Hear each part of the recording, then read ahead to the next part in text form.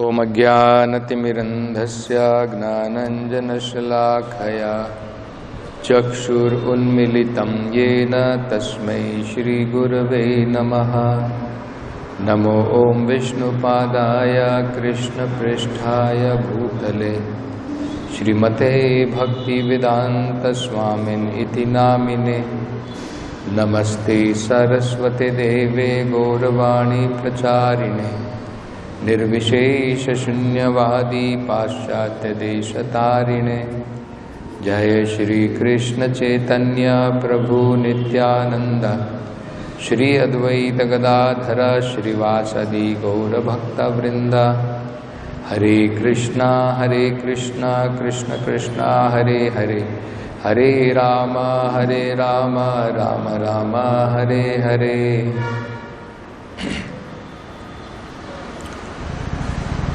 So Lord Kapila is describing how this cosmic manifestation is created, and then again when its time comes, the time factor is there, then there is dissolution and again there is creation, and this cycle continues, goes on. So here if you see, it is being described after manifesting variegatedness, the effulgent Mahat Tattva, which contains all the universes within itself, which is the root of all cosmic manifestation, which is not destroyed at the time of annihilation, swallows the darkness that covered the effulgence at the time of dissolution. So it's not something very difficult, even though it looks like the words which are used here. So there are a lot of things which Prabhupada explains in this regard. So, the Mahat Tattva is, the qualities of Mahat Tattva is described. This Mahat Tattva is aggregate of all the cosmic manifestation in the seed form. In the seed form. In the seed, you don't find variety. You don't find manifestation. It is in the unmanifested. Suppose there is a banyan seed. You are not able to see the banyan tree in the seed. It is not manifested. But all the information of manifesting a huge banyan tree is contained in that seed. So similarly, Mahat Tattva is like that seed, which contains all the information of this cosmic manifestation. What happens at the time of dissolution?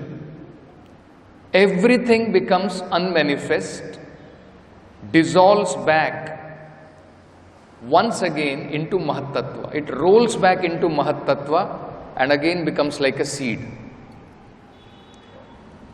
And once again, when the time of creation comes, again everything is manifested. So, it is said here about Mahat Tattva, some qualities of Mahat Tattva, they are described here. Effulgent Mahat Tattva. It is effulgent by the arrangement of the Supreme Lord. Just like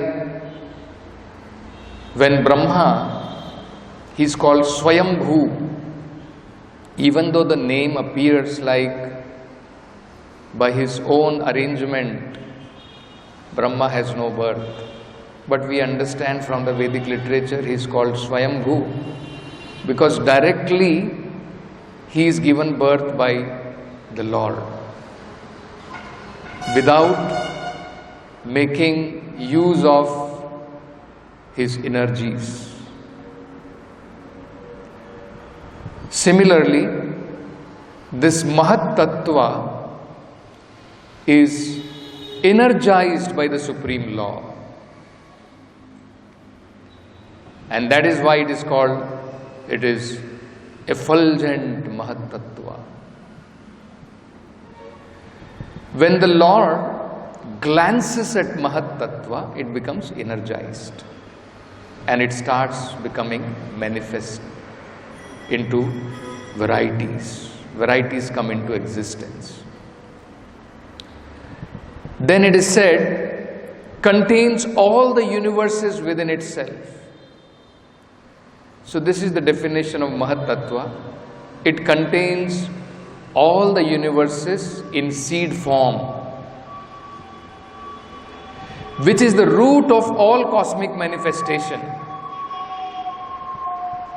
So all this cosmic manifestation, it will become manifested through this seed of Mahat Tattva, which is not destroyed at the time of annihilation. And when annihilation will be there, Mahat Tattva is not destroyed. Everything winds back into Mahat Tattva. So it is not destroyed. It remains again as in the form of seed. From subtle, gross comes into existence, and at the time of annihilation, the gross becomes again rolled back into subtle. This is how cosmic manifestation is created again and again and annihilated again and again. This is how it happens. So what happens? What is given here? After manifesting variegatedness, when the Supreme Lord desires that yes, once again the creation should happen, then as we saw in the previous verse, after the Supreme Personality of Godhead impregnated material nature with his internal potency, material nature delivers the sum total of cosmic intelligence known as Hiranmaya.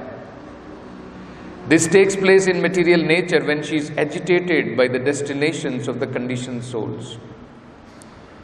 So, we can see that the creation begins when the Supreme Lord agitates this Mahat Tattva. So the Lord desires once again that yes, once again the creation should happen. So when creation happens, the darkness of annihilation, everything becomes unmanifest, everything is dark. There is no more creation, everything winds back into Mahat Tattva and everything is only dark. So now, this effulgent Mahat Tattva, when it is energized by the Supreme Lord, when it starts manifesting varieties, this darkness is gone.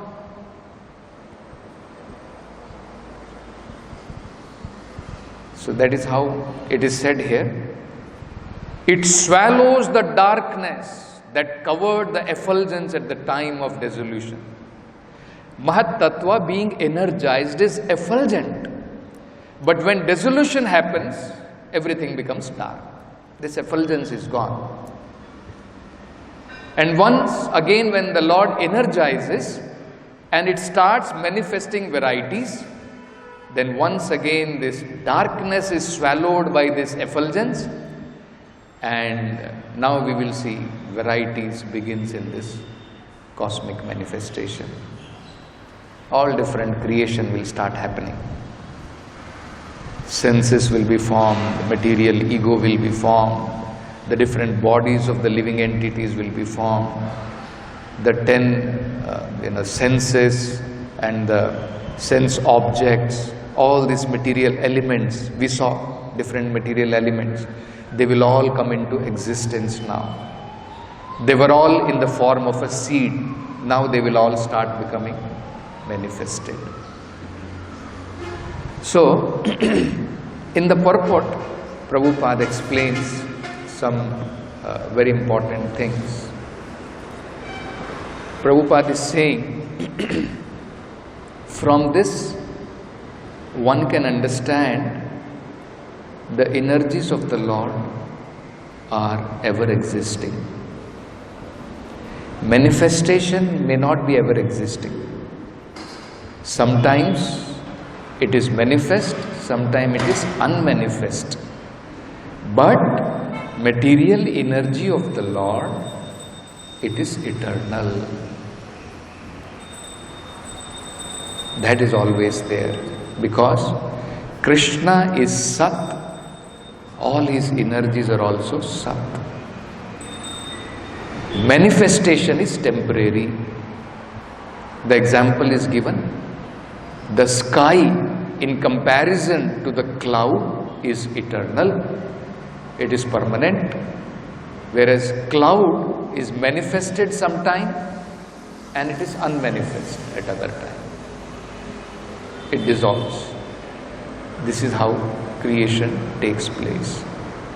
So Prabhupada is saying, since the Supreme Personality of Godhead is ever existing, Sat, all blissful, Ananda, and full of knowledge, Chit, his different energies are also ever existing in dormant stage. It exists in dormant stage. The material energy, it is not manifest always. It exists in dormant stage, but it is there.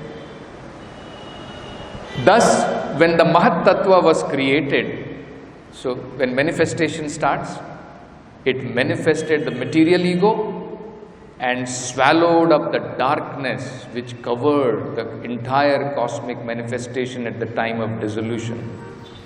And then Prabhupada is giving a very beautiful example to make us understand how this happens.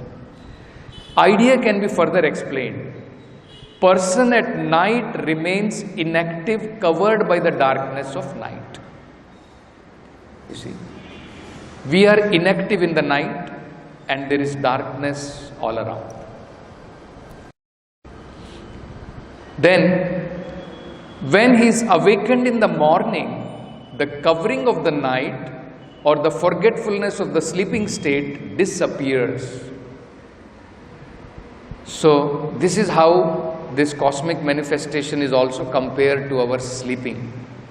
Like we are in the dormant stage in the night, inactive stage it is called. Of course, we are active in dream, but physically we are inactive. And we are forgetful of our day's activities, our existence. We are in some other world completely. We don't remember, I have to go to my office, I have my wife, I have my children. None of these things we remember. It's all suspended in the night. All those activities are suspended. Moment we get up in the morning, all that awakening comes. We are again reminded of our different duties, of our different activities. The darkness, that ignorance is also gone. And the real darkness of the night, when the morning comes, that is also gone. So this is how creation also takes place. When dissolution happens, everything is dark, everything becomes inert, inactive. And once again, when there is creation, activities begin. This is how it happens.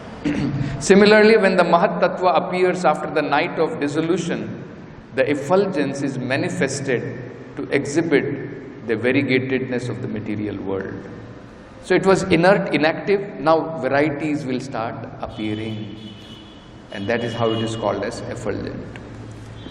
So Prabhupada compares that actually this is how everything material becomes manifested. It all begins with subtle turning into gross. Even in the beginning, our desires are also subtle. And it turns into gross activities. Correct. Prabhupada gives a very wonderful example. All these different manifestations you can see here. We are creating big buildings and this and that. All manifestation of our subtle desires.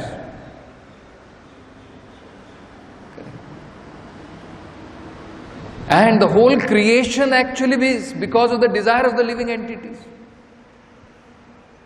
Just like morning a person gets up and he executes his desires. His desires are there and then he works for it and then he creates this whole civilization.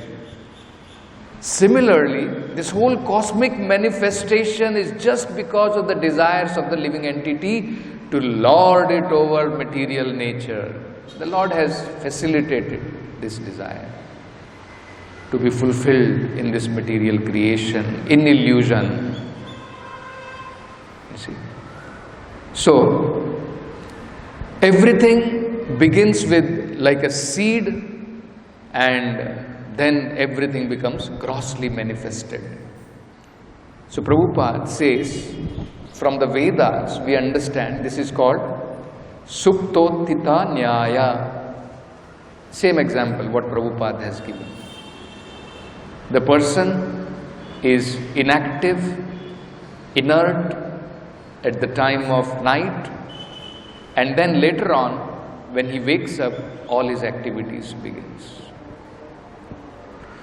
This material energy, Maya, is actually called darkness. Just like Prabhupada says, this requires, the spiritual world is always effulgent. We don't find this in the material world. We are seeing there is darkness, the Lord gives His energy and then it becomes effulgent.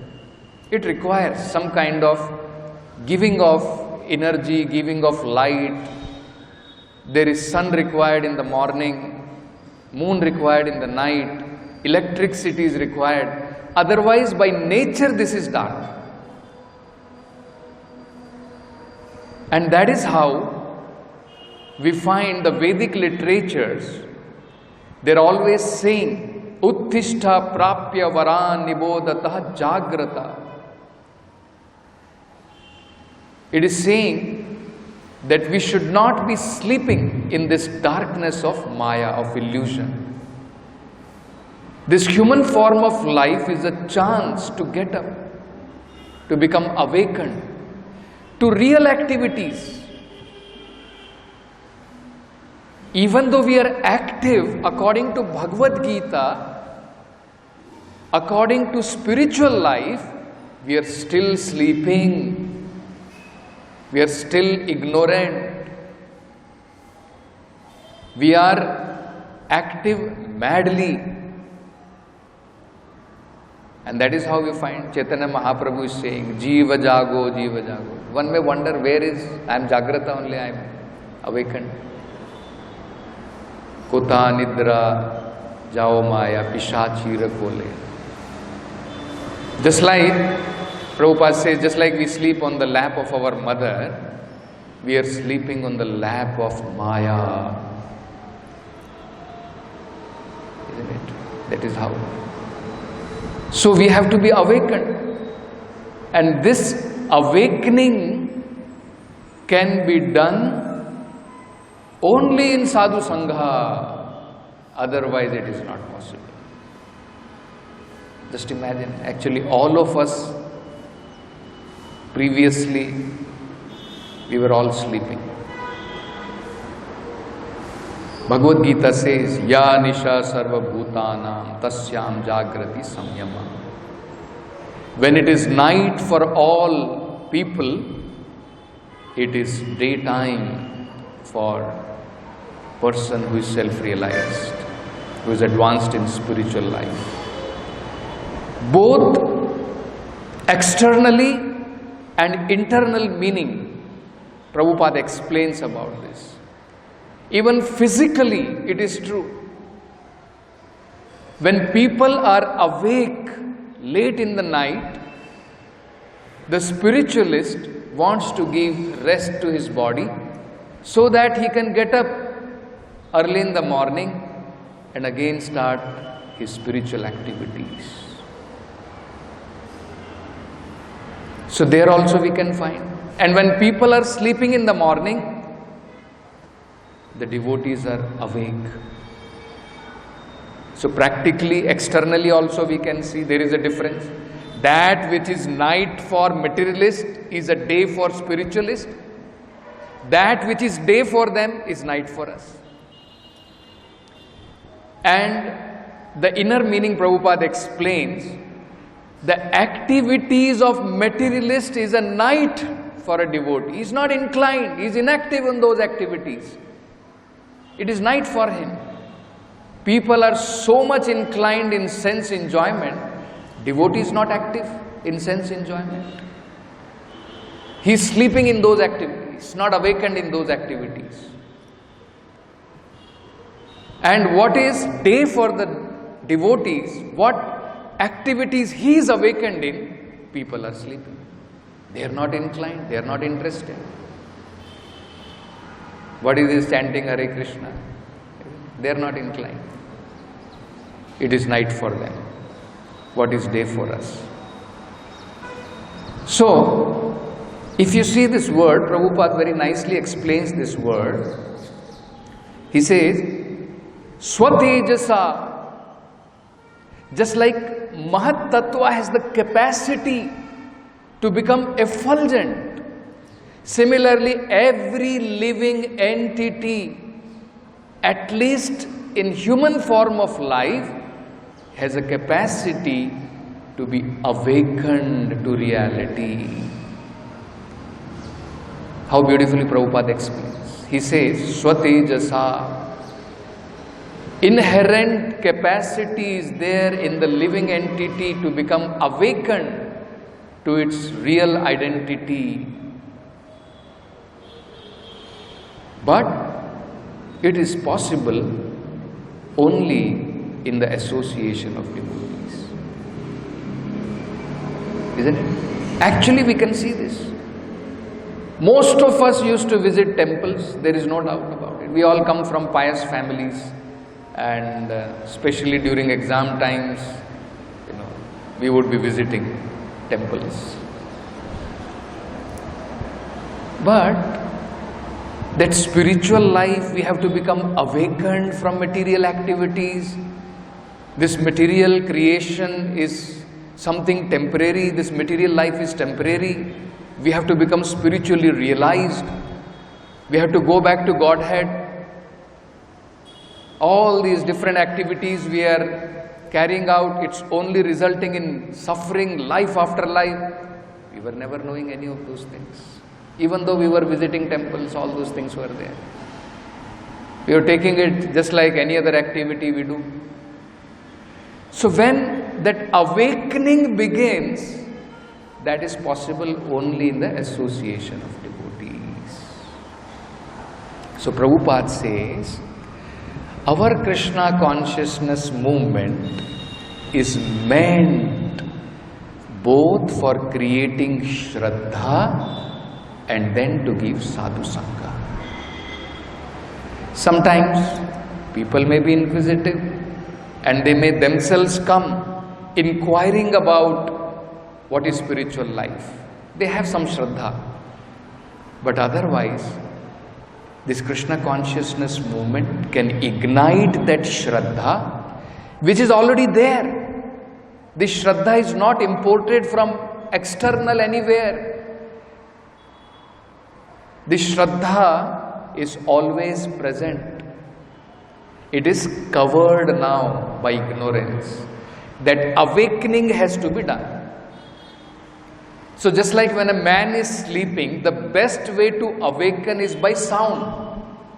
Similarly, when the soul is sleeping, the best way to awaken him is by mantra. And Prabhupada says the best of the mantras is Mahamantra. Right?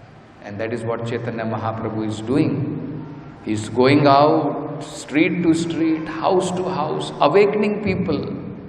Jiva jago, jiva jago. Right? So,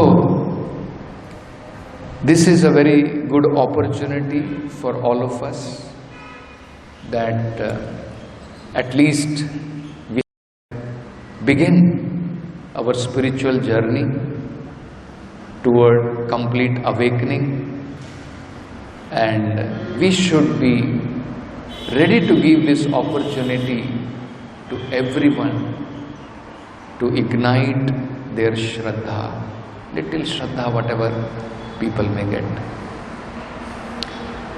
Imagine somebody comes, just like Prabhupada said, gorgeous, beautiful temple, and somebody comes out of just seeing the gorgeous temple. But when people come, all the different spiritual vibrations awaken his Shraddha. It's just like when we have forgotten, when a person, he has memory loss, and you create circumstances around him which are somehow or other, which can trigger his remembrance once again. Correct? We find that. Even in psychology, psychiatrists, they try this. Somebody has forgotten, then they try different varieties of circumstances by which his remembrance can come back. Similarly, the spiritual vibration in the temple, the spiritual atmosphere in the temple, all the different kinds of activities which are centered around pleasing the Supreme Lord, devotional service, can awaken Shraddha in a person. We find that. Sometimes devotees, even they say that I never used to believe in God, I was atheist practically. Of course, nobody is atheist like that. It's all covered. Otherwise, somebody may say, I have no relation, my father. That does not mean there is no relation. He may say, he may have forgotten. But otherwise, constitutionally, he is related. He just has to revive that relation. Similarly, every living entity is very closely, intimately connected with the Supreme Lord. We just have to reawaken in the people.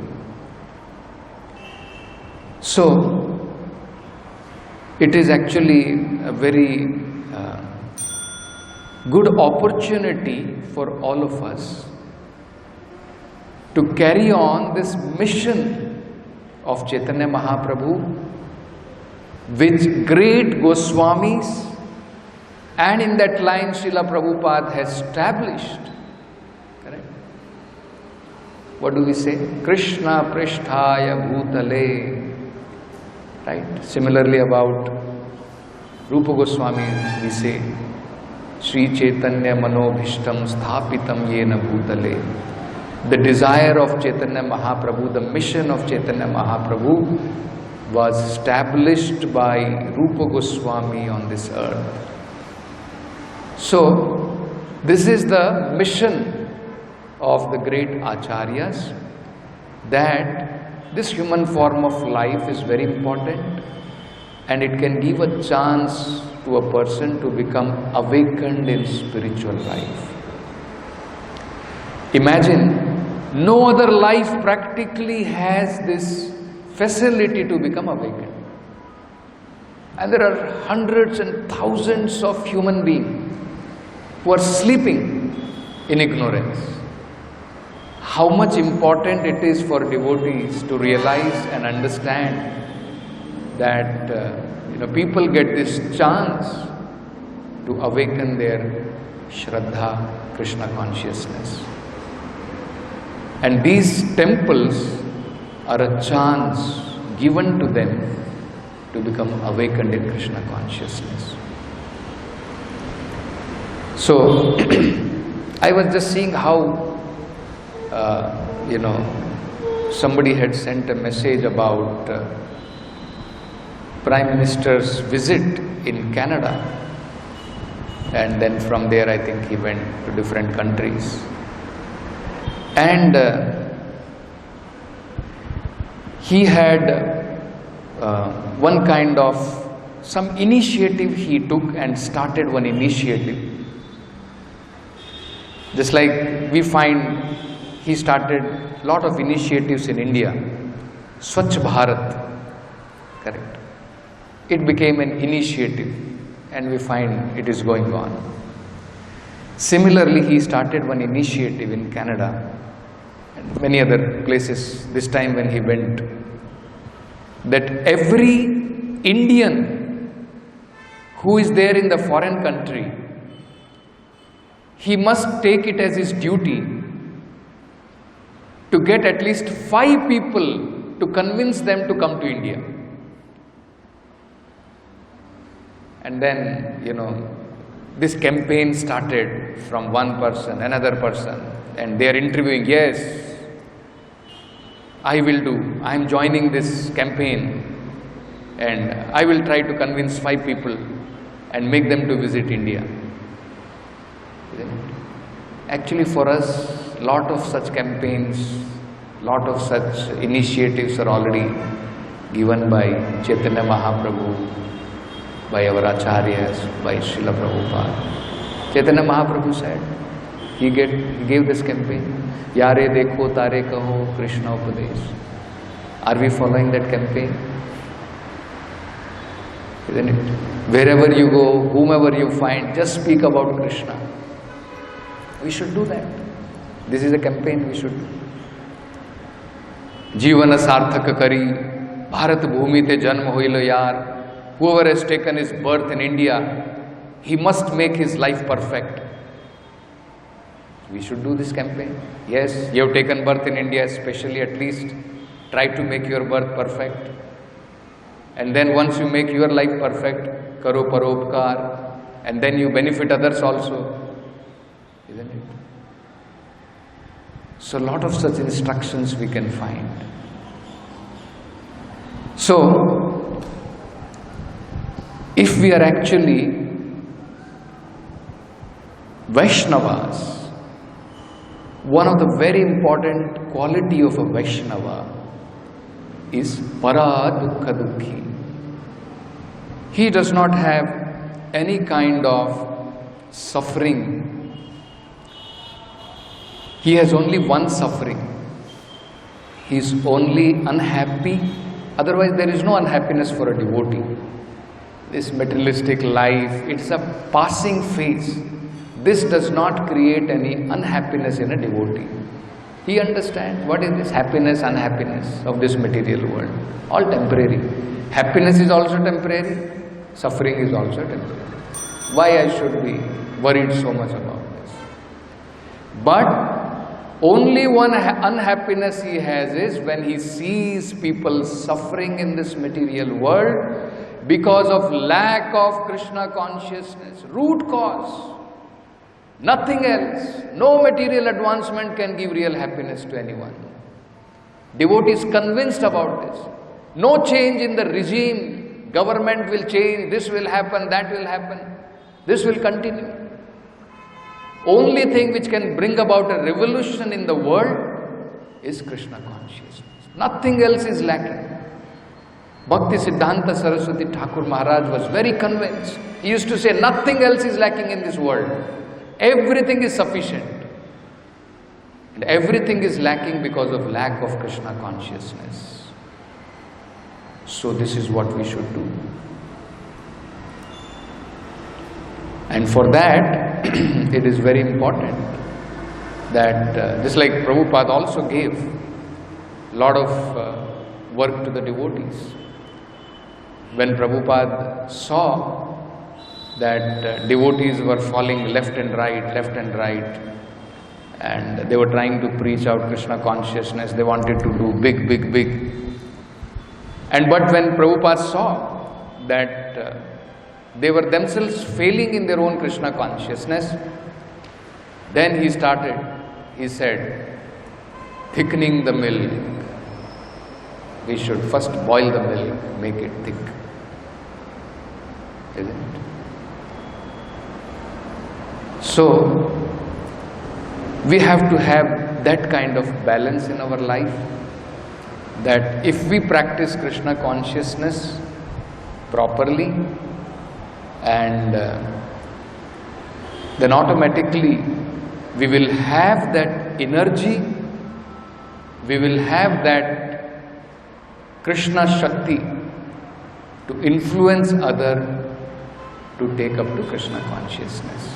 No material endeavors will work in that direction. Krishna Shakti vina nahi tara pravartana. So, we should put spiritual endeavor, not material endeavor. Material endeavor will fail after some time. Spiritual endeavor, which is filled with spiritual energy, energized by following the rules and regulation, that will be very effective. So we'll stop with this. Granthara Srimad Bhagavatam ki jai, Jagat Guru Srila Prabhupada ki jai.